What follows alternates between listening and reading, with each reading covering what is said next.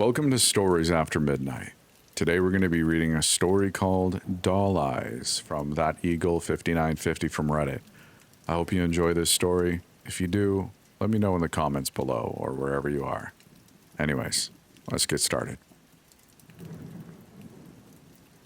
Have a good night. Stay safe. My last passenger exits the car and slams the door, ignoring my goodbye, engrossed in her phone.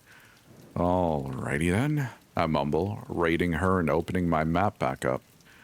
I check the time and I still have time for one last ride before I should head home for some sleep. I set my signal to available and just wait. My last drop-off was for the college dorms, so if I wait a little bit, I'm sure I'll get another. It's Friday night. Everyone's out. I'm tapping my red-painted fingers on the wheel when I see her. A teenage girl standing on the sidewalk under a streetlight. She's small, maybe 5 feet, large, brown eyes with a thick dark lash, blonde hair pulled back in a braid, and a cardigan covering her shoulders. She has a small brown purse in her hands. She looks like a doll, and she looked anxious. I'll pull up a little and roll down my window. "Hey, hon, you okay?" I ask. "Oh, yes, I am. I'm just..." She looks down the road. "Waiting for my ride." "Are they late?" I ask her. She's quiet as she stares down the empty street. "Yeah, I suppose they are," she whispers. She seems scared, and I can't decide if she's scared because of the person or because of their absence. "I can wait with you if you would like," I tell her, putting my status in unavailable on the app. Oh, you don't need to. I'm sure I'll manage," she says shakily. It's no problem. We've already spoken more than me and my last passenger, and I was with her for 20 minutes. I could use the company. Come on in," I tell her, unlocking my door. She pauses and then slowly climbs in. She seems familiar to me. Her small frame and blonde hair, very reminiscent of my sister when we were her age, about 10 years ago. When I see her dress up close, I see it has little flowers all over it. The blush color of the flowers match her cardigan. "Your outfit is very cute, very vintage, I love it," I say, handing her a water bottle. She smiles small and mumbles something that sounds like thank you. We sit in silence for a few minutes before her voice squeaks. "You have, pretty eyes. They're very green, like an olive," she says shyly. "Oh, thank you. I made them myself, actually." I wink at her. She laughs softly and looks back at the road. "It's been about 15 minutes. Do you want to call them?" I ask her. "I don't have a phone and I don't know the number," she tells me. "Do you know where it is that you need to go?" I ask her. She looks at me and nods. "How about I take you? I do it for a living anyways," I offer. That's so nice of you, but I don't have any money to pay you with," she stammers. "It's on me. Consider it my Good Samaritan act for the day." I pull up my GPS app. "Go ahead and put your address in here." She methodically punches in the information.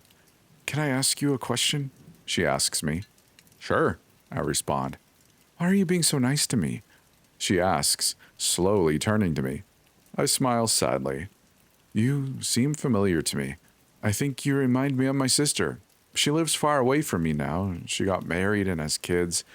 I miss her so much, and I would never want her waiting alone outside in the dark. A lot of creeps out at night." I pull up the GPS map. Only 15 minutes away. Not bad at all.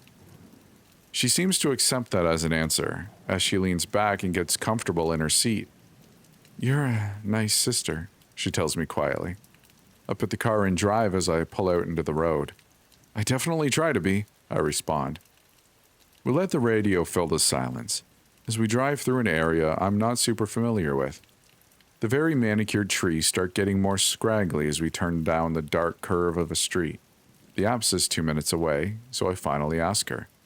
"Where am I taking you?" I ask her. She doesn't respond as we pull up to iron gates. I slow down and lean forward, trying to see where we ended up. "Is this..." I begin.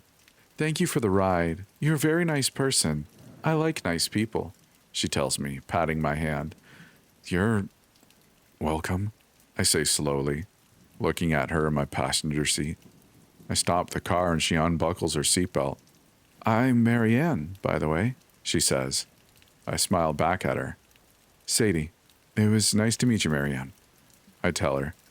It was a nice drive, and thank you again for the ride home, she beams. Home? I ask, looking up at the rusted sign that has weathered over the years. Goodbye, Sadie. She steps out of the car, waves at me through the window, and walks past the sign I've been staring at. Sanitarium. And then I finally realize where I recognize her from. She doesn't remind me of my sister. She was on the news. She murdered her 2 sisters in cold blood and took their eyes as souvenirs. They were calling her the doll eyes killer. When they asked her why she did it, she looked at them confused before speaking. Because they weren't nice, she said matter-of-factly. I'm still staring at her slack-jawed when she looks over her shoulder at me and winks. And that's the end of this story. I hope you enjoyed it. A little bit of a creepier one, if I do say so myself.